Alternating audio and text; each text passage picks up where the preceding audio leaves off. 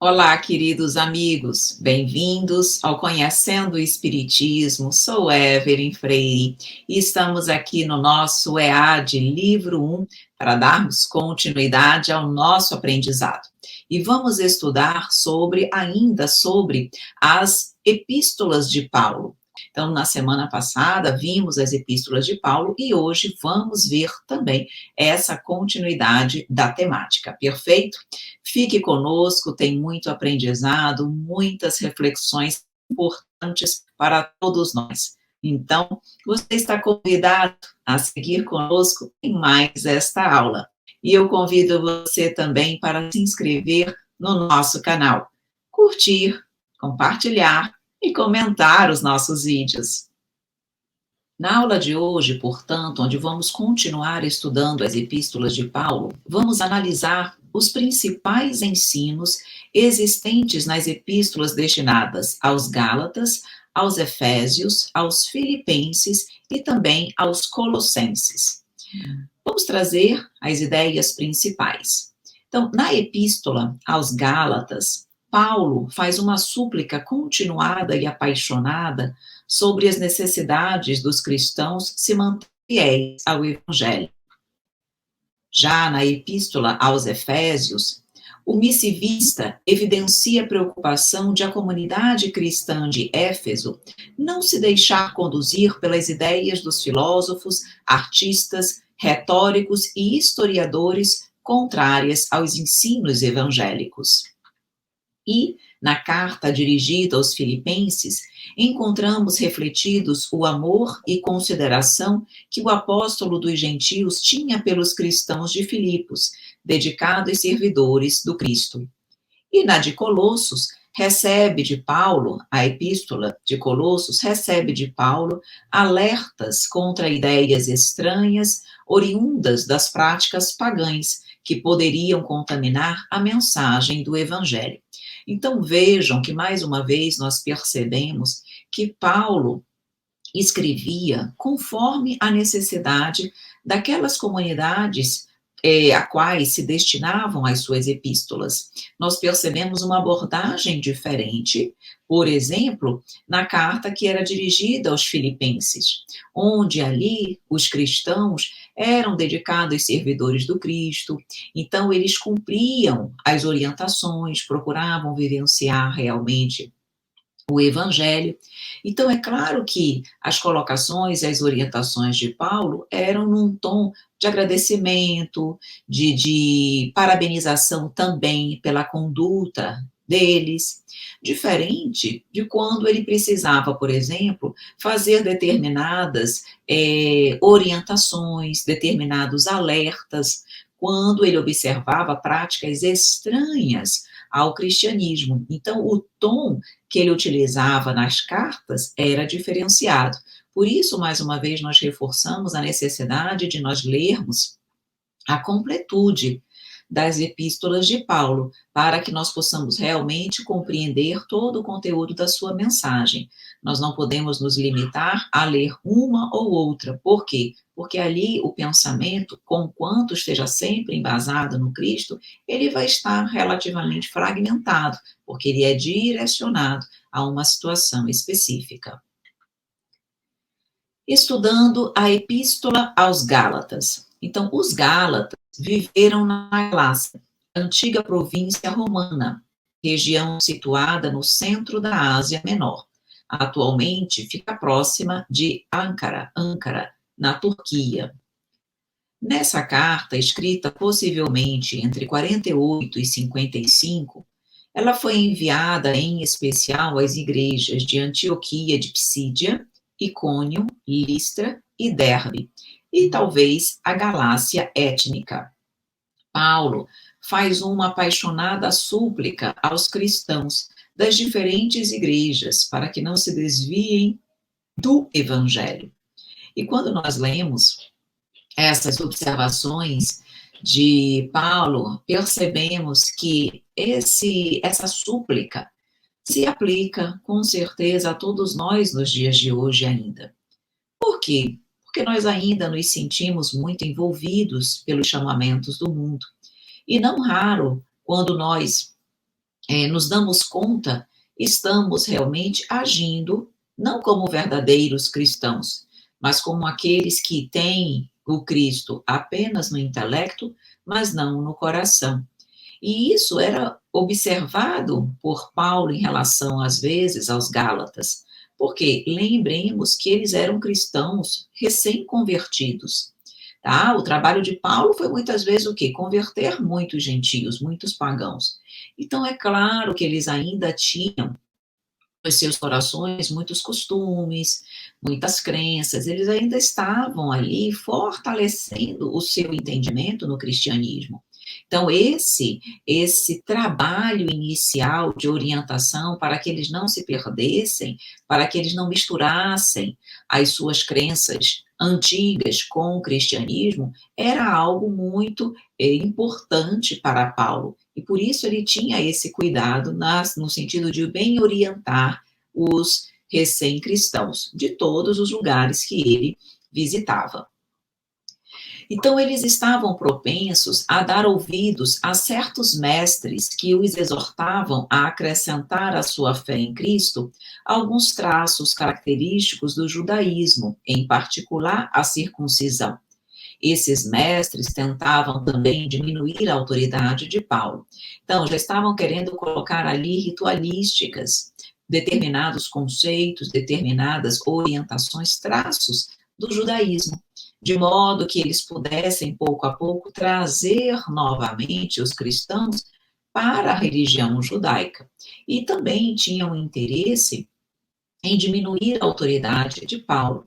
Então, olhem a preocupação de Paulo nesse momento, porque ele tinha que realmente alertar o povo em relação a esses costumes do judaísmo, que nós sabemos que eram questões extremamente particulares do judaísmo e que não eram necessárias e nem foram em nenhum momento trabalhadas ou ditas ou reforçadas por Jesus. Ao contrário, ele sempre falou que não é a prática de atos exteriores, de ritualísticas, que, de uma certa forma, tornarão o homem melhor ou pior, mas sim a reforma do seu coração. A análise dos ensinamentos da Epístola aos Gálatas deve considerar sempre a ação dos zelotes, que desejavam, por um lado, que os judeus convertidos voltassem ao judaísmo, e, por outro, desmoralizar a mensagem cristã e a Paulo, considerado traidor por ter se tornado cristão. Então, nós vamos agora entender um pouquinho da síntese da Epístola aos Gálatas. Então, vamos entender o foco que realmente Paulo deu no sentido de orientar aquela comunidade para essa situação, que era a vontade dos zelotes converterem, ou voltarem, fazerem com que os judeus convertidos voltassem ao judaísmo. Então, ele tinha todo um cuidado ali no sentido de alertá-los e também no sentido de cuidar para que as palavras, as orientações dele, conquanto ele se reconhecesse imperfeito, mas no sentido de que as palavras dele fossem vistas naquele momento como as palavras e orientações de Jesus, porque ele procurava, de fato, trabalhar-se realmente e vivenciar aquilo que ele trazia, aquilo que ele pregava. Então, vamos analisar essas sínteses, ok? Primeira que nós vamos trazer, que na verdade nós não, a Epístola aos Gálatas traz constância na fé cristã. E vou lembrando, à medida que nós formos lendo, vamos fazendo a nossa análise individual. Por quê? Porque essas epístolas, essas orientações eram destinadas aos Gálatas, mas todas elas, sem exceção, se aplicam a cada um de nós também, desde que nós reflitamos, desde que nós realmente procuremos absorver essas mensagens, nós vamos ver que elas são perfeitamente úteis para cada um de nós. Então diz aqui, maravilho-me de que tão depressa passasseis daquele que vos chamou a graça de Cristo para outro evangelho. Mas, ainda que nós mesmos, ou um anjo do céu, vos anuncie outro evangelho, além do que já vos tenho anunciado, seja anátema. Nós somos judeus por natureza e não pecadores dentre os gentios. Sabendo que o homem não é justificado pelas obras da lei, mas pela fé em Jesus Cristo, temos também crido em Jesus Cristo, para sermos justificados pela fé de Cristo e não pelas obras da lei. Porquanto, pelas obras da lei, nenhuma carne será justificada. Ó insensatos Gálatas, quem vos fascinou para não obedecerdes à verdade, a vós perante os olhos de quem Jesus Cristo foi já representado como crucificado? Então, qual é a observação, qual é o alerta que Paulo nos traz nesse momento? Exatamente a ideia de que nós possamos ter cuidado com aquilo que nós estamos crendo. Quando ele diz aqui, nossa, tão depressa já passasseis para outro evangelho, para a graça, da graça do Cristo para a graça de outro evangelho, no sentido de nos alertar e de dizer, tu já estás há tão pouco tempo como cristão, já estás ali te sentindo novamente tentado, convocado para outras crenças, para outras religiões, para outras culturas, para outro evangelho. Quando ele diz que o homem não é justificado pela carne, pelas obras da lei, mas pela fé em Cristo, estava mostrando ali que não era o cumprimento daqueles atos exteriores da lei judaica que faria com que nós nos sentíssemos salvos ou que nós fôssemos salvos, mas sim pela fé em Jesus Cristo, que representa as obras no bem. Então, ele diz, quem vos fascinou para não obedecerdes à verdade? Quem é? Porque ele diz, para vocês estarem buscando já um outro evangelho, estão fascinados. Então, quem vos fascinou para não obedecerem à verdade? Então, olhem o alerta realmente importante para fazer com que os cristãos voltassem ao caminho adequado, para que eles não se perdessem novamente em relação às culturas que eles, na época, vivenciavam, no caso, os judeus. Perfeito? Fidelidade ao Cristo, todos sois filhos de Deus pela fé em Cristo Jesus, porque todos quantos fostes batizados em Cristo, já vos revestistes de Cristo. Nisto não há judeu nem grego, não há servo nem livre, não há macho nem fêmea, porque todos vós sois um em Jesus Cristo, em Cristo Jesus. E se sois de Cristo, então sois descendência de Abraão e herdeiros conforme a promessa. Mais uma vez falando da necessidade de nós sermos fiéis ao Cristo, aquilo que nós acreditamos, a causa dele e as orientações que nós recebemos dele. Por isso, quando ele diz, não há judeu, nem grego, nem servo, nem livre, nem macho, nem fêmea, ele está mostrando que não caberia a nós diferenciarmos uns e outros, que na verdade, todos nós, desde que aceitemos as orientações, desde que aceitemos Jesus em nossas vidas, a verdade que ele trouxe, todos nós somos iguais, filhos de um mesmo Pai. E essa fidelidade a Deus, fidelidade, na verdade, ao Cristo, mostra que não era buscando seguir as orientações da lei judaica que nós estaríamos sendo fiéis ao Cristo. E aí, quando ele diz judeu, grego, ele está mostrando que não há religião, não era o judeu, não era o judaísmo, não eram outras religiões, que, na verdade, fazem com que, não é isso que faz com que a criatura se aproxime do Deus, do nosso Deus maior, e nem de Cristo. Então, vejam, mais uma vez, a preocupação e o cuidado de Paulo de trabalhar esse aspecto da fidelidade ao Cristo, da fidelidade doutrinária, realmente. Por quê? Porque era a dificuldade maior dos Gálatas. O homem com Cristo é livre, mais uma vez. Ora, o que ele quer dizer o homem com Cristo é livre? Quer dizer que nós não precisamos ficar presos, aprisionados a determinadas ritualísticas, a determinados atos exteriores, que não é isso que nós precisamos. O verdadeiro cristão é livre, é simples. Por quê? Porque a única coisa que Jesus nos ensinou e pede é, na verdade, a prática do amor. É que o nosso espírito esteja livre e não aprisionados a culturas, aprisionados a rituais, aprisionados a determinados dogmas. Então, quando verdadeiramente nós estamos com Cristo, nós somos livres. Então, estai, pois, firmes na liberdade com que Cristo nos libertou, e não torneis a meter-vos debaixo do jugo da servidão. Quem ficava ali seguindo rituais do judaísmo, na verdade, era escravo de determinados dogmas, determinados rituais. E o que adiantaria estarmos ali aprisionados a dogmas e o nosso coração continua da mesma forma, não se modifica. Então, é isso que ele está trazendo e mostrando para nós. Eis que eu, Paulo, vos digo que se vos deixardes circuncidar, Cristo de nada vos aproveitará. Não era a circuncisão que ia fazer a pessoa ser liberta, salva ou não.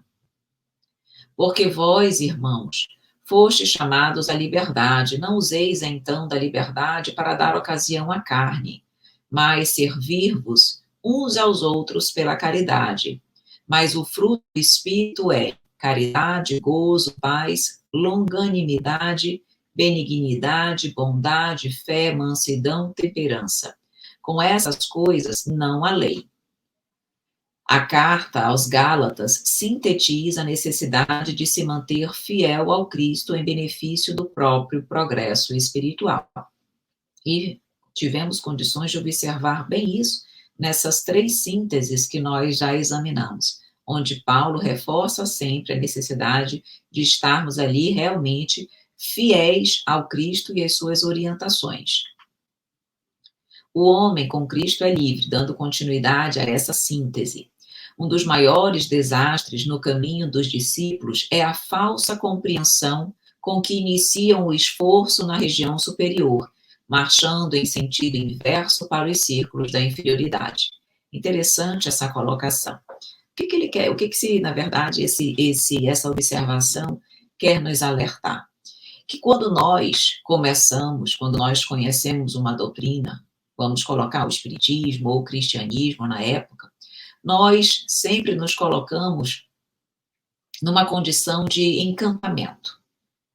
Nós ficamos apaixonados pelaquela nova religião, pelaquela nova orientação. É como se nós quiséssemos abarcar todo o conhecimento em pouco tempo. Então, começamos muito entusiasmados, mas aí, em pouco tempo, aquele entusiasmo acaba ou diminui, as dificuldades vão diminuindo as nossas energias, a nossa confiança, a nossa fé, a nossa perseverança no bem, e quando nós percebemos, nós já estamos ali novamente mergulhados nos círculos da inferioridade. Podem observar que isso acontece muito conosco. No início, por exemplo, em relação à doutrina espírita, queremos ler tudo, fazer vários cursos, ficamos super empolgados. E depois, aquilo vai cedendo, vai cedendo, vai cedendo. Se nós conseguirmos ficar fazendo um pouquinho, ótimo. Pior é quando acabamos por abandonar a própria doutrina espírita.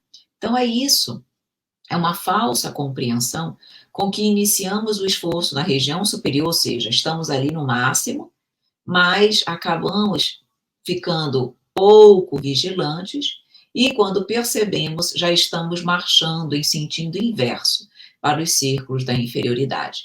Então, acontecia a mesma coisa lá. Eles estavam todos muito felizes, eram cristãos e tudo, mas eles não perceberam que no decorrer dessa caminhada, eles já estavam voltando para os círculos da inferioridade, das ritualísticas, dos dogmas do judaísmo, ou seja, se perdendo novamente.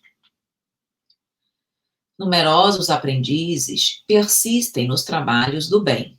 Contudo, eis que aparecem horas menos favoráveis e se entregam inertes ao desalento, reclamando prêmio aos minguados anos terrestres em que tentaram servir na lavoura do Mestre Divino, e plenamente despreocupados dos períodos multimilenários em que temos sido servidos pelo Senhor.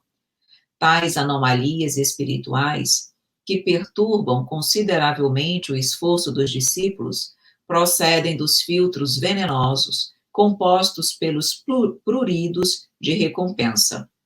Trabalhemos, pois, contra a expectativa de retribuição, a fim de que prossigamos na tarefa começada, em companhia da humildade, portadora de luz imperecível. Essa consideração é espetacular, porque é a verdade, e nós realmente precisamos reconhecer que nós mesmos, muitas vezes, nos vimos nessa condição.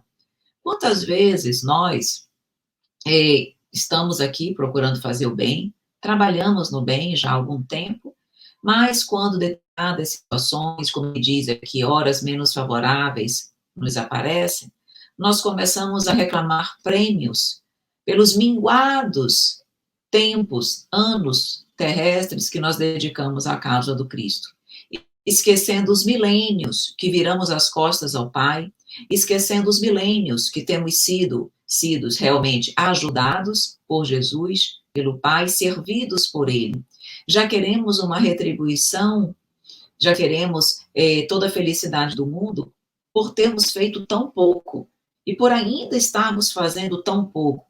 Porque se nós formos pensar bem, nós poderíamos estar fazendo muito mais do que estamos hoje fazendo. Então, olhe como nós somos egoístas, como nós somos realmente pouco humildes. Temos muito a aprender realmente. E é isso que a mensagem nos mostra. Então, nós temos que parar de trabalhar buscando sempre essa retribuição. Nós ainda ajudamos, nós ainda fazemos, pensando no que nós vamos receber em troca, nas graças que nós vamos obter do Pai. Isso ainda decorre do nosso egoísmo, da nossa pequenez espiritual. Quanto mais humildes nós conseguirmos ser, quanto mais humildes verdadeiramente formos aqui na Terra, menos nós vamos nos preocupar com as retribuições. Porque a verdadeira e a única retribuição que nós almejamos para quem é verdadeiramente humilde é a alegria de ver o outro bem, a alegria de ajudar. É a paz no coração, que independe da retribuição do outro.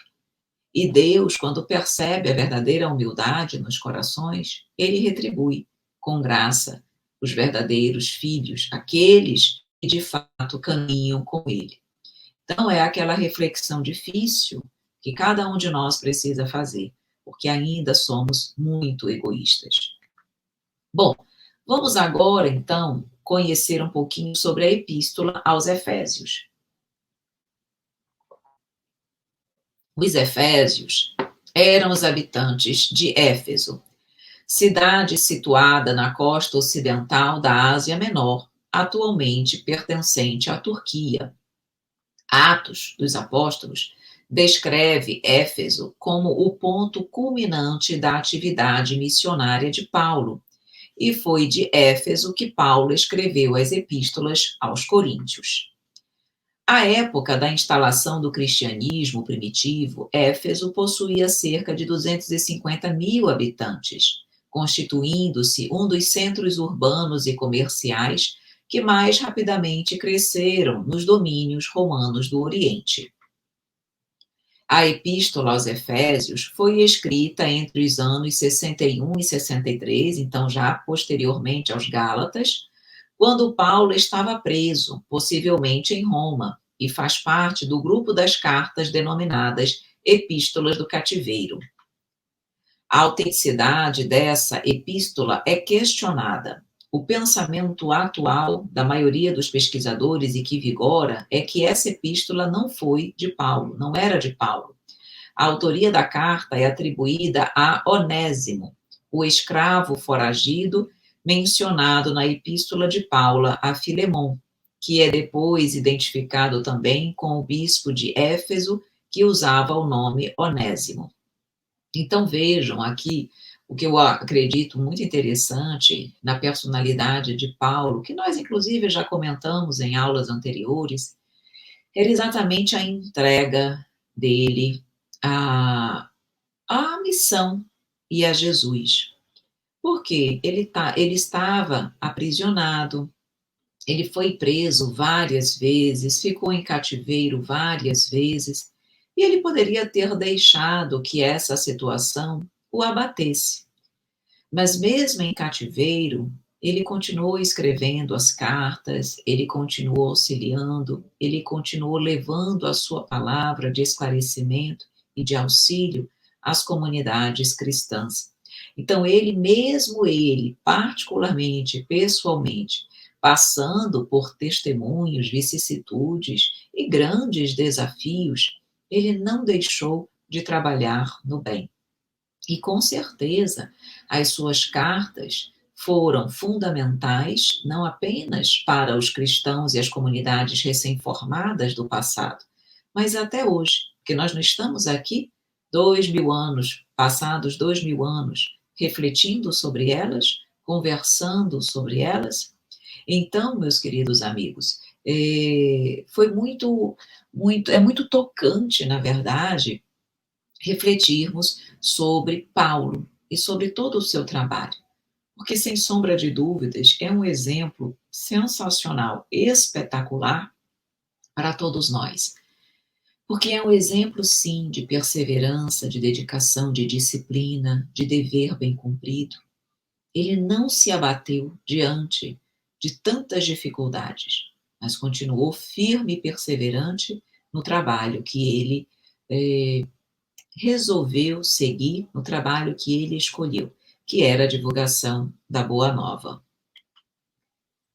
Bom, vamos então para a síntese da Epístola aos Efésios. Conquanto a autenticidade dessa epístola tenha sido questionada, e, como nós colocamos no slide anterior, o pensamento dominante entre os estudiosos é que esta epístola não é dele, nós estamos aqui estudando realmente como se fosse dele. É importante nós sabermos que há esse questionamento sobre a autenticidade da epístola, mas vamos estudá-la porque consta como sendo as epístolas paulinas.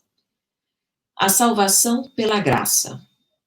Trata-se de pensamento existente no capítulo 2 da epístola que contraria a salvação pela fé, defendida por Paulo na epístola aos Romanos e na epístola aos Gálatas. Este deve ter sido um dos pontos que suscitaram dúvidas nos estudiosos. O estilo e a linguagem são também diferentes, são de natureza mais teológica. Então vejam que os estudiosos, eles examinam a linguagem, o estilo das escritas, o conteúdo da mensagem, e isso faz com que eles possam avaliar se há o quê? Há uma concordância de pensamentos, há uma lógica, há uma sintonia entre as coisas que são colocadas por Paulo. E nesse caso, que traz a salvação pela graça e não a salvação pela fé, é algo que suscitou exatamente essa reflexão por parte dos estudiosos, porque Paulo sempre colocou a salvação pela fé. É algo que estava muito firme nas epístolas aos Romanos e aos Gálatas também. Então, quando ele coloca a salvação pela graça, é algo que traz um ponto de questionamento, de análise por parte dos estudiosos, além do estilo e da linguagem também, porque nós sabemos que quando nós estamos escrevendo, nós temos um estilo, nós temos um linguajar, tanto é que as pessoas ao lerem sabem, isso aqui parece um texto paulino, por exemplo. Então é algo que eles também não observaram muito nessa epístola, no tocante à salvação pela graça. Vamos ler um pouquinho dessa epístola. Mas Deus, que é riquíssimo em misericórdia, pelo seu muito amor com que nos amou, estando nós ainda mortos em nossas ofensas, nos vivificou juntamente com Cristo. Pela graça sois salvos, e nos ressuscitou juntamente com Ele, e nos fez assentar nos lugares celestiais em Cristo Jesus, porque pela graça sois salvos por meio da fé. E isso não vem de vós, é dom de Deus. Uma outra observação, uma outra orientação que nós podemos encontrar na Epístola aos Efésios é a unidade da fé no Cristo.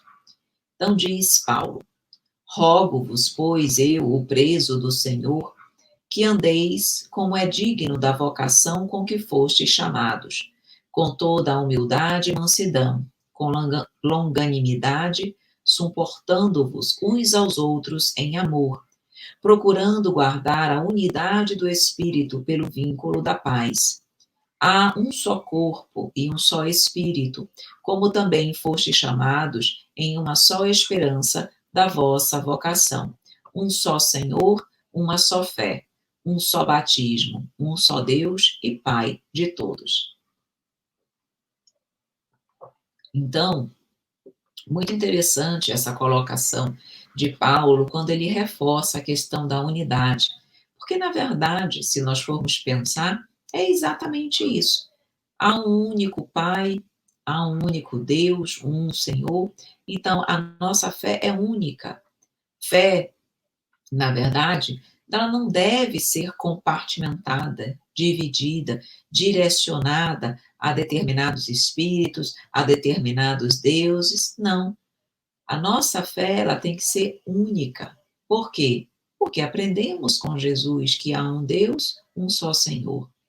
Por isso que Paulo reforçava esse entendimento na Epístola aos Efésios.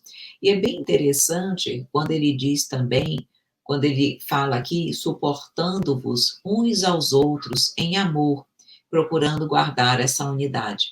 Por quê? Para evitar as divergências, para evitar as brigas, os confrontos. Por quê? Porque qual é a nossa grande dificuldade, mesmo nos dias atuais?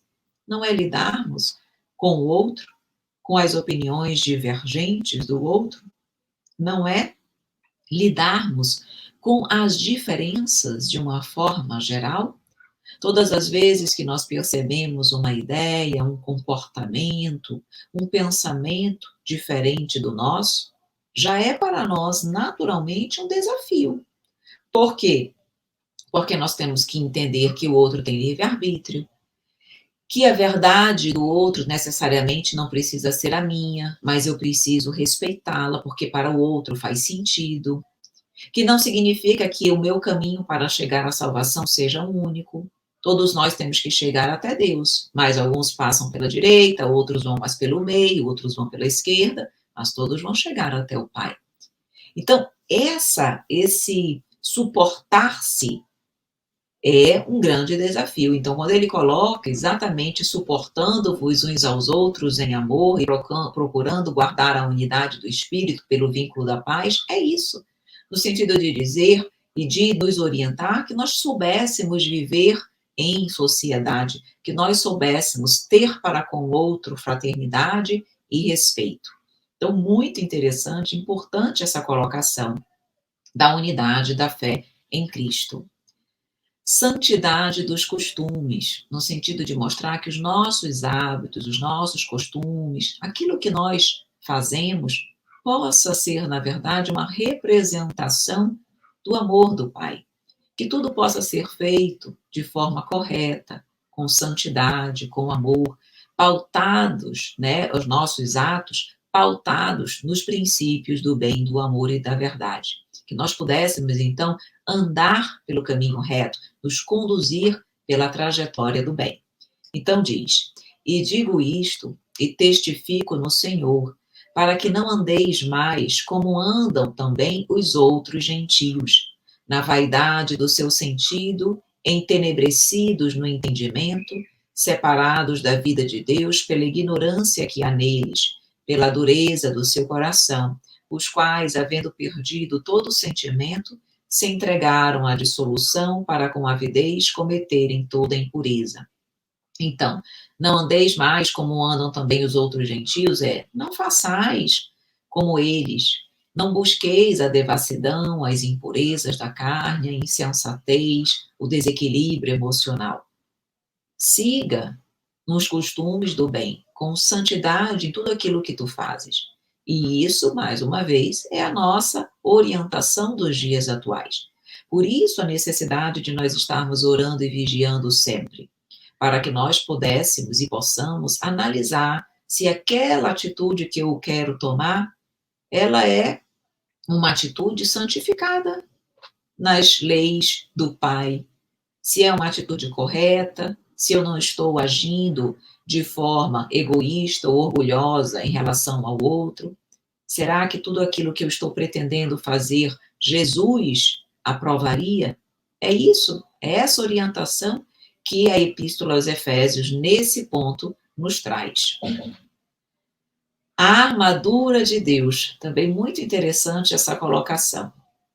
O que significa a armadura de Deus? Que se nós, na verdade, nos revestirmos de Deus, do seu pensamento, das suas orientações, de toda a sua bondade, nós estaremos como se tivéssemos com uma armadura impenetrável, onde nada possa nos atingir, possa nos prejudicar ou nos ferir. Se essa armadura estiver sempre conosco, nós poderemos a tudo enfrentar. Então ele diz: no demais, irmãos meus, fortalecei-vos no Senhor e na força do seu poder. Revesti-vos de toda a armadura de Deus, para que possais estar firmes contra as astutas ciladas do diabo.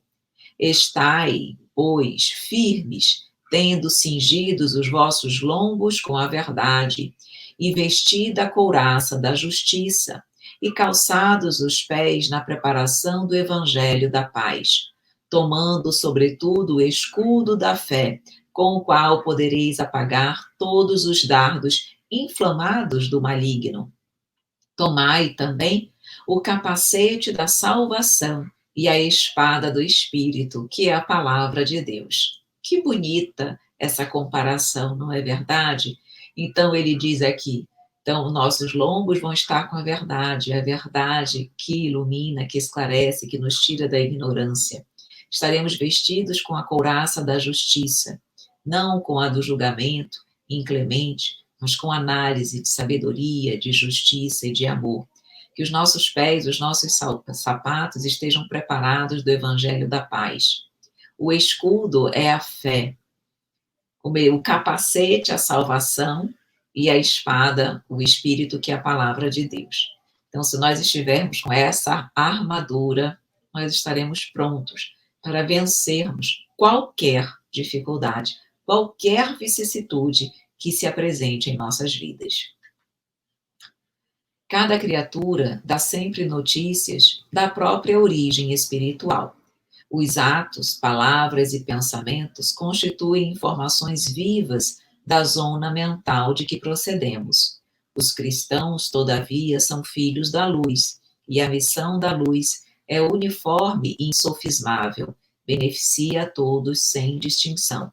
Então, ainda dentro dessa ideia da armadura de Deus, essa observação, na verdade, nos mostra que nós falamos e agimos daquilo que há em nosso coração. Falamos do que temos no coração. Então, cada criatura dá notícias da sua própria origem espiritual. Se aquilo que nós falamos, vibramos e pensamos é o bem, se nós estamos realmente com essa armadura divina, tudo aquilo que vier de nós será bom, positivo, alegre, pacífico. Mas, se é o inverso, se ainda somos beligerantes, se ainda procuramos brigas, angústias, sofrimentos, ódios e vinganças, é isso que nós vamos, na verdade, dar ao outro, porque nós só podemos dar aquilo que temos. Mas os verdadeiros cristãos, aqueles que estão protegidos com a armadura de Deus, esses dão luz.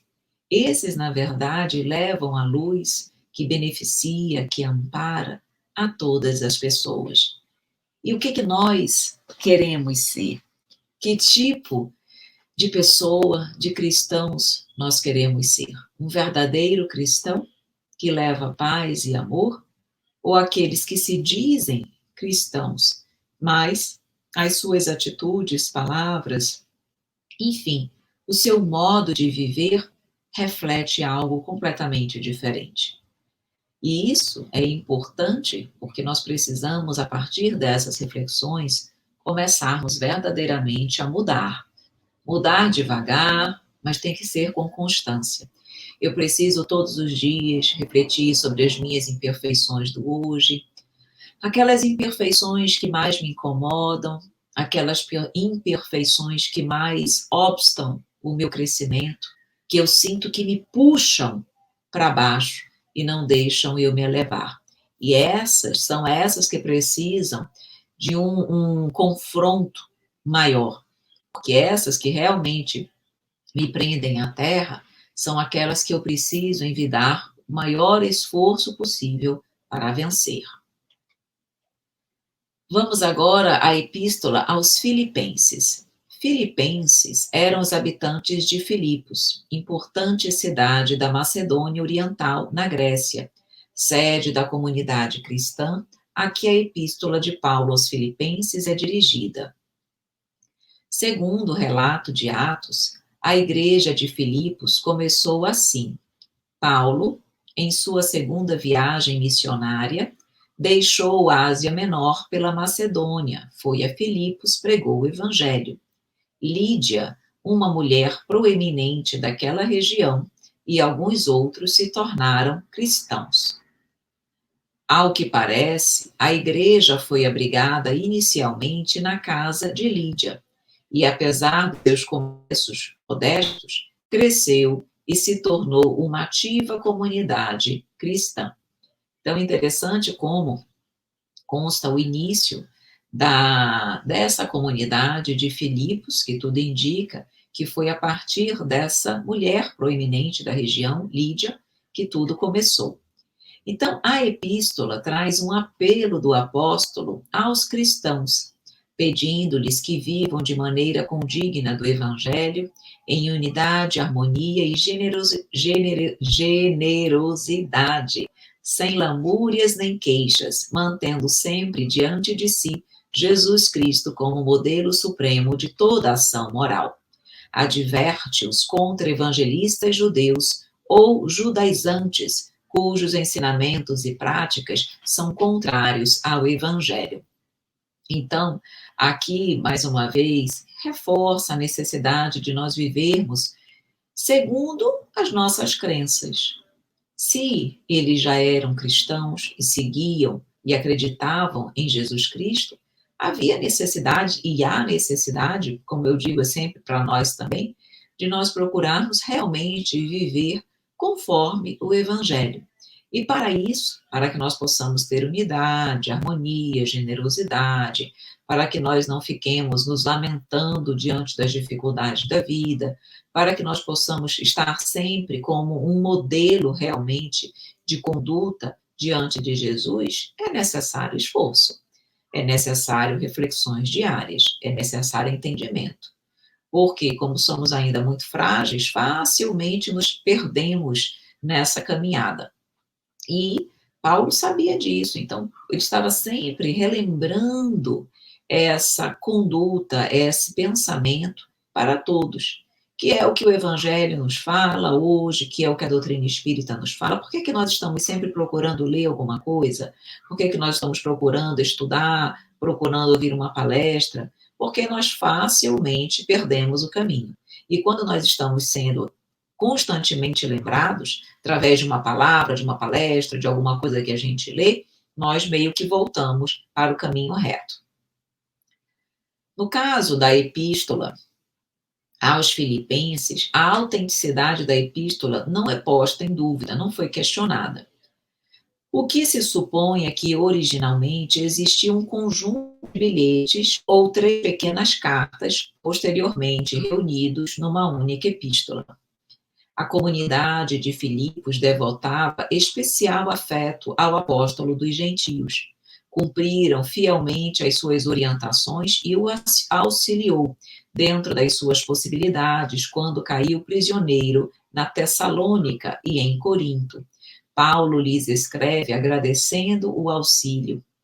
Então, a comunidade de Filipos, os filipenses, eles eram verdadeiros cristãos, se é que podemos colocar assim, porque eles eram, dentre todas aquelas comunidades recém-formadas, os que mais vivenciavam plenamente o Evangelho, procuravam realmente ser cristãos não apenas em palavras, mas em todos os sentidos. Então, ele agradece com muito carinho, com muita emotividade, a conduta dos filipenses. Então, Filipenses faz parte do grupo das epístolas do cativeiro.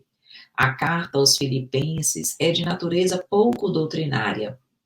É uma efusão do coração, uma troca de notícias, uma advertência contra os maus operários. A epístola destaca também o valor da humildade.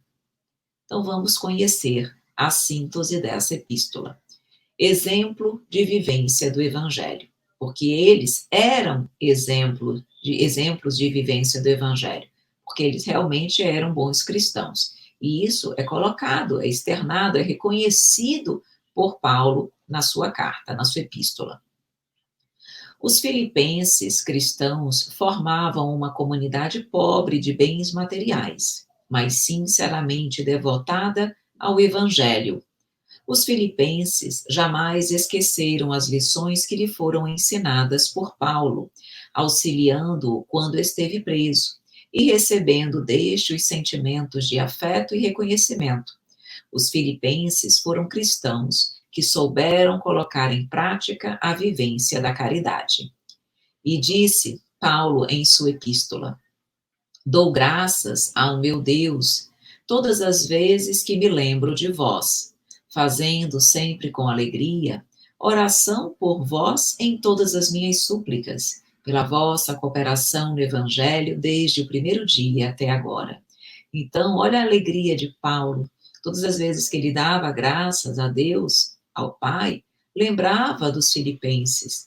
Por quê? Porque os filipenses realmente demonstravam a cooperação com o Evangelho, a vivência do Evangelho desde o primeiro dia até agora. Ou seja, desde o início, quando eles conheceram o cristianismo, que eles foram tocados pela palavra do Mestre, eles se mantiveram fiéis. E isso era, sem sombra de dúvidas, com certeza, motivo de alegria, de muita satisfação para Paulo. Exortação à perseverança, ao amor fraternal e à humildade. Então, trazendo aqui uma página também da epístola. Somente deveis portar-vos dignamente conforme o Evangelho do Cristo, para que, quer vá e vos veja, quer esteja ausente, ouça acerca de vós, que estáis no mesmo espírito, combatendo juntamente com o mesmo ânimo pela fé do Evangelho. Nada façais por contenta ou por vanglória, mas por humildade. Cada um considere os outros superiores a si mesmo. Fazei todas as coisas sem murmurações nem contendas. Que orientações maravilhosas de Paulo aos filipenses nesse momento. Quando ele diz aqui, achei essa parte super interessante. Ele diz: quer vá e vos veja, quer esteja ausente, ouça acerca de vós que estáis no mesmo espírito. Significa o seguinte: quer vos vejam, quer ouçam falar de vós, que seja sempre algo bom, que vos veja agindo com o mesmo espírito, ou seja, o pensamento de humildade, o pensamento de bom ânimo, de vivência do Evangelho. Quer ouçam falar de ti, sejam também bons pensamentos, boas palavras que sejam ditas de ti, no sentido de que realmente reconheçam a perseverança, o amor fraternal e a humildade com o qual vós vos conduzem. Quando ele diz, nada façais por contento ou vanglória, mas por humildade, que cada um se considere os outros superiores a si mesmo, no sentido de nós nos colocarmos e percebermos que nós não somos melhores do que ninguém, que nenhum de nós deve se vangloriar, se colocar numa condição de autoridade, de superioridade, porque, na verdade, nós não somos superiores a ninguém. Então, mais uma vez, aqui ele exorta cada um de nós a sermos mais humildes. E como é difícil para nós ainda sermos humildes. porque somos um pouquinho mais intelectualizados, já nos sentimos os maiorais. Já não ficamos orgulhosos do pensamento, do entendimento, da intelectualidade que nós temos. E muitas vezes já apequenamos aquele que não tem. Quando o que verdadeiramente conta e importa é o nosso coração. Será que o meu coração também reflete a inteligência que eu tenho? Ou reflete ainda orgulho e egoísmo? Então, todas as vezes que nós ouvimos isso, é aquela análise, é o conhece-te a ti mesmo, é o olhar para dentro do nosso coração e perguntarmos: será que o orgulho, a vaidade, a vanglória não habitam? Esses sentimentos não habitam o meu coração ainda? E quando nós chegamos a essa conclusão, no sentido de que sim, será que nós temos conseguido trabalhar todos os dias para acabar, amenizar, diminuir esses sentimentos, deixando que a humildade chegue e tome assento? Isso não vai acontecer num piscar de olhos, no estalar de dedos. Requer o nosso esforço diário. Não é fácil, mas precisa ser feito. Só através desse procedimento, dessa conduta, é que nós vamos conseguir sair da condição de inferioridade que ainda nos encontramos. Cuidados contra os maus obreiros, cultivo dos bens espirituais. Então, resta, irmãos meus, que vos regozijeis no Senhor. Não me aborreço de escrevermos as mesmas coisas, e é segurança para vós. Guardai-vos dos cães, guardai-vos dos maus obreiros, guardai-vos da circuncisão. Irmãos, quanto a mim, não julgo que o haja alcançado, mas uma coisa faço, e é que, esquecendo-me das coisas que atrás ficam, e avançando para as que estão diante de mim, prossigo para o alvo, pelo prêmio da soberana vocação de Deus em Cristo Jesus.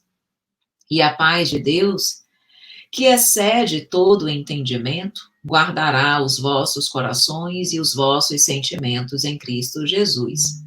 A carta de Paulo aos Filipenses atesta que estes representavam um exemplo de cristão que absorveu o sentido espiritual do Evangelho. Fora da caridade não há salvação.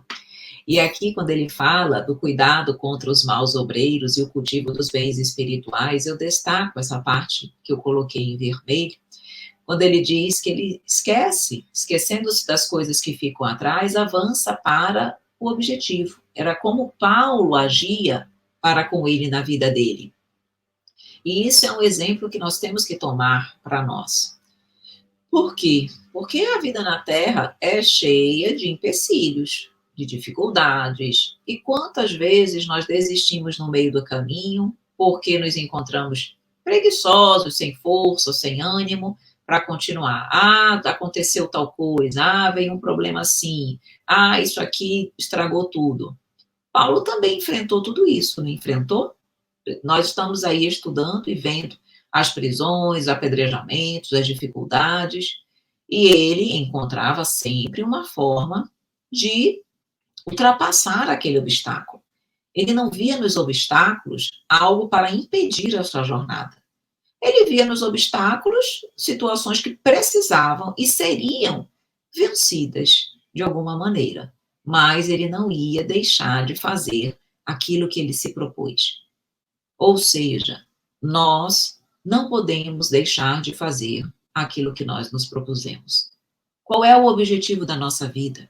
O que eu quero para mim? Quais são os meus propósitos? Quais são as minhas prioridades? Estabelecendo-as, e isso precisam ser, claro, boas prioridades no bem, não buscar a vida material, a conquista do mundo, o reconhecimento do mundo, por favor. Estamos aqui para algo muito maior. Mas, quando nós temos essa meta em nossas vidas, é arregaçarmos as mangas e caminhar. Virão os problemas? Virão, mas façamos como Paulo. Vamos ultrapassar todos, vamos superar, dentro do que for possível, mas sem desânimo. Percebam que Paulo não desanimava. Paulo, ele estava ali sempre Por isso que nós estudamos que ele era muito cerebral, ou seja, muito lógico, muito racional, muito prático. Veio o problema, vamos superar. Então eu gosto demais quando ele diz, ele não ficava preso no ontem, no passado, nas dificuldades, ele avançava para aquilo que estava diante dele. Como ele diz, prossigo para o alvo. Qual era o alvo dele? O prêmio da soberana vocação de Deus em Cristo Jesus. Qual é o nosso alvo? Tem que ser o mesmo alvo de Paulo. E vamos seguir em frente, sendo ainda aqueles que caminham, cristãos que sabem, que reconhecem as suas imperfeições, mas que têm um objetivo maior. Então vamos seguir, certo? Bom, vamos para a última epístola que nós vamos estudar no dia de hoje, que é a epístola aos Colossenses. Então, Paulo enviou 3 cartas às comunidades cristãs da província romana da Ásia. Colossos foi uma delas, cidade localizada a aproximadamente 200 quilômetros de Éfeso. Colossos localizava-se no oeste da Ásia Menor, 6,4 quilômetros a leste de Denizli, na Turquia de hoje. Paulo teve contato com os colossenses a partir do seu trabalho missionário em Éfeso. A Epístola aos Colossenses faz parte do grupo das Epístolas do Cativeiro. Escreveu várias epístolas no cativeiro ele. Paulo estava na prisão, provavelmente em Roma. A Epístola aos Colossenses parece ter sido escrita bastante cedo, no período que Paulo estava na prisão, entre 60 e 61 a.C. Uma característica inquietante era o ensinamento atraente, mas falso, recentemente introduzido na congregação. Se não fosse contido, subverteria o evangelho e poria os colossenses numa servidão espiritual. A dificuldade relatada por Epáfras estava relacionada à idolatria e aos maus costumes pagãos, liberalidade sexual, uma vez que as comunidades cristãs da região eram basicamente constituídas de gentios convertidos. Então, aqui nós já vemos uma dificuldade que precisou ser trabalhada por Paulo nessa epístola, que era a questão da idolatria e da liberalidade sexual. Com certeza, a idolatria era algo totalmente contrário às ideias, às orientações cristãs, certo? E a questão da liberalidade sexual, de forma irresponsável, também.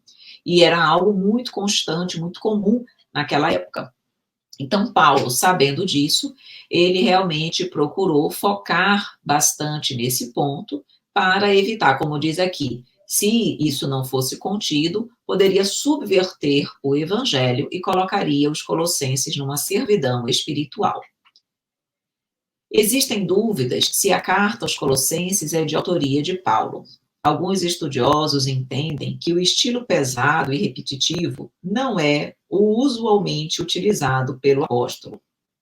Há dúvidas também relacionadas a certas ideias teológicas, principalmente as que fazem alusão ao corpo do Cristo, ao Cristo como cabeça do corpo e à Igreja Universal. Então, é aquilo que nós falamos, algumas das cartas tiveram a sua autoria questionada.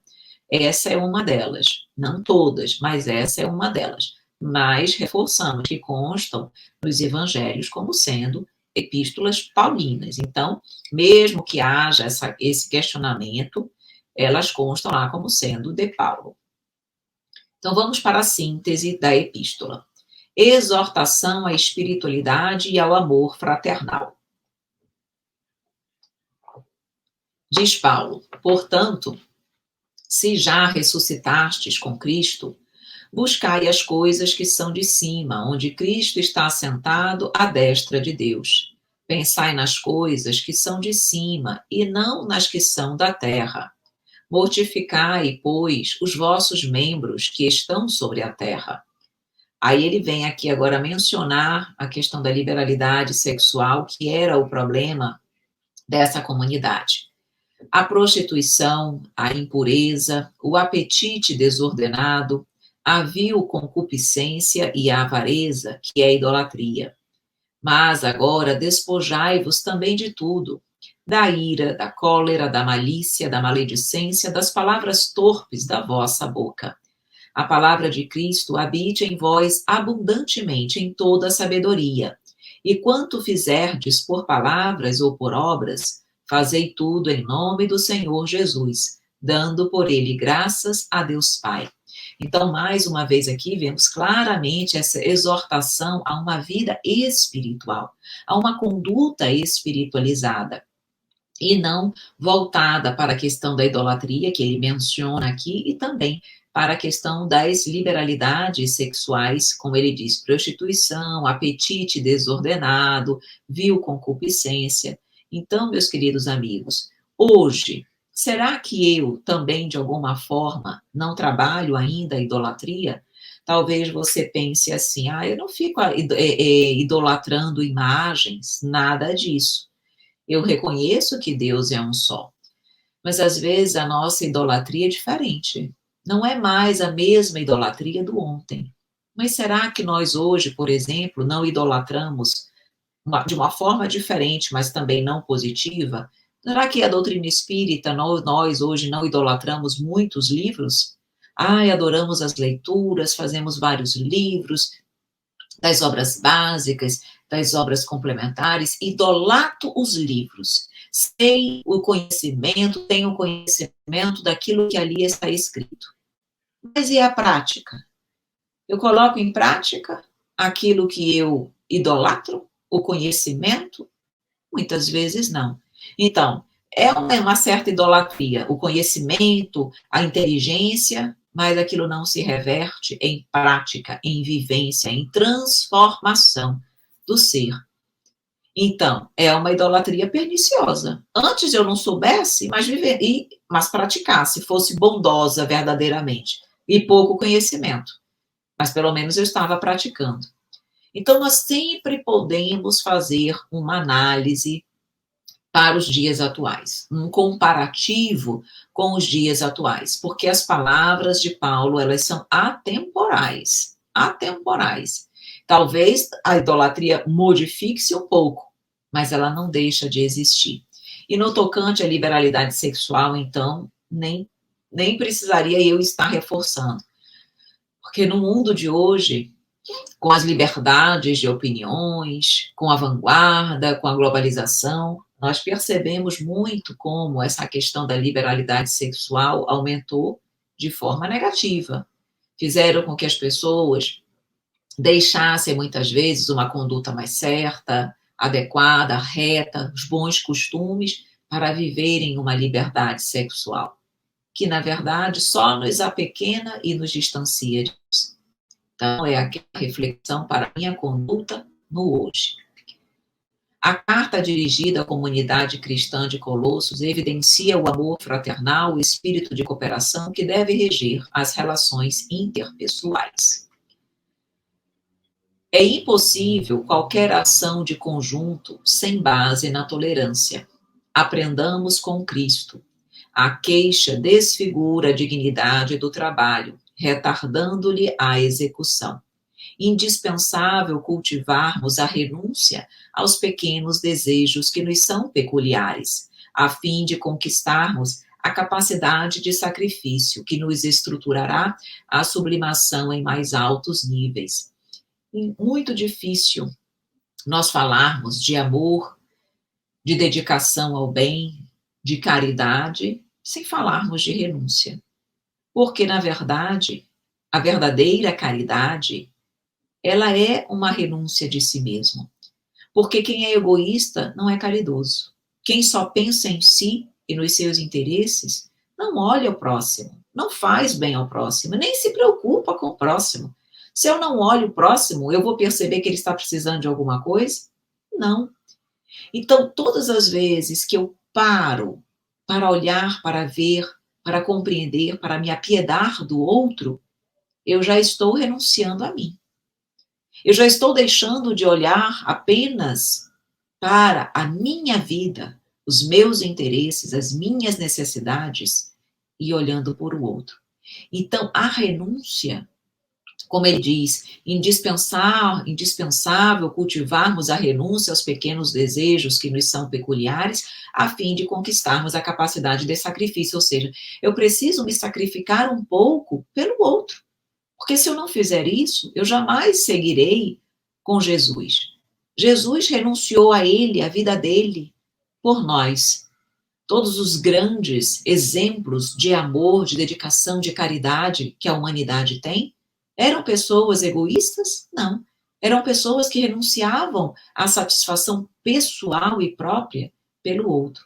E nós não estamos aqui dizendo que todos nós somos chamados a renunciar a tudo que temos, a largarmos tudo que temos para vivermos pelo outro. Está colocando aqui renúncia aos pequenos desejos, ou seja, tu não estás precisando renunciar a toda a tua vida, tudo que tu tens. Tu ainda não és um missionário nessa condição. E Deus não está pedindo de ti isso porque sabe que tu ainda não tens essa condição, maturidade e entendimento. Mas a pequenas renúncias tu não podes fazer?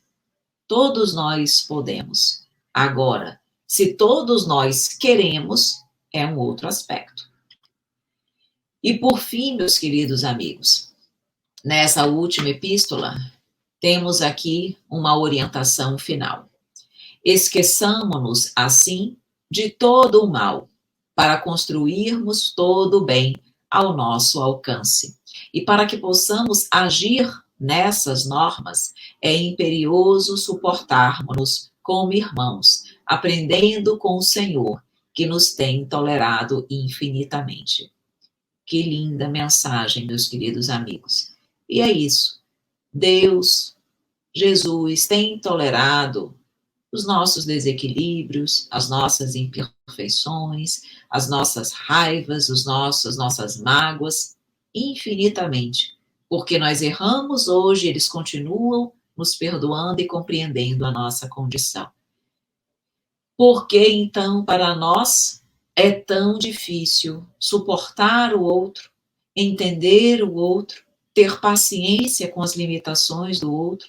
Porque ainda é tão difícil para nós esquecermos o mal que nos foi feito e, a partir dele, tentarmos construir todo o bem que nos for possível? A verdade, triste, mas verdade, é que queremos muito e damos muito pouco. Queremos todo o amparo, todo o auxílio, toda a alegria, toda a felicidade, não queremos dores nenhuma, mas o que é que nós verdadeiramente damos? Nos doamos.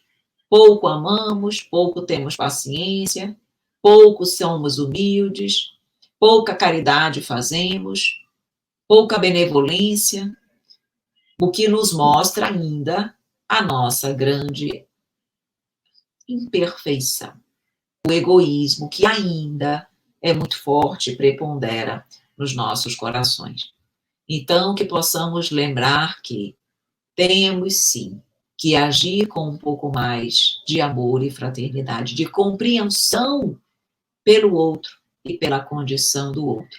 Só assim nós iremos realmente caminhar verdadeiramente, alçarmos voos maiores e sairmos da pequenez, das sombras que ainda nos envolvem. Perfeito? Meus amigos queridos, é isso. Mais uma aula concluída, mais um ensinamento maravilhoso, mais reflexões importantes para cada um de nós e que nos fazem certamente olhar um pouquinho mais para o nosso coração e percebermos o que precisamos mudar, o que precisamos trabalhar dentro de nós. Mas esse é o caminho. Através do autoconhecimento, iremos pouco a pouco alcançar a evolução desejada. Meus amigos, seguem as nossas redes sociais para que você possa nos acompanhar de pertinho em todas elas. Muito obrigada pela sua companhia. Um grande beijo, um grande abraço e até a nossa próxima aula, se Deus quiser.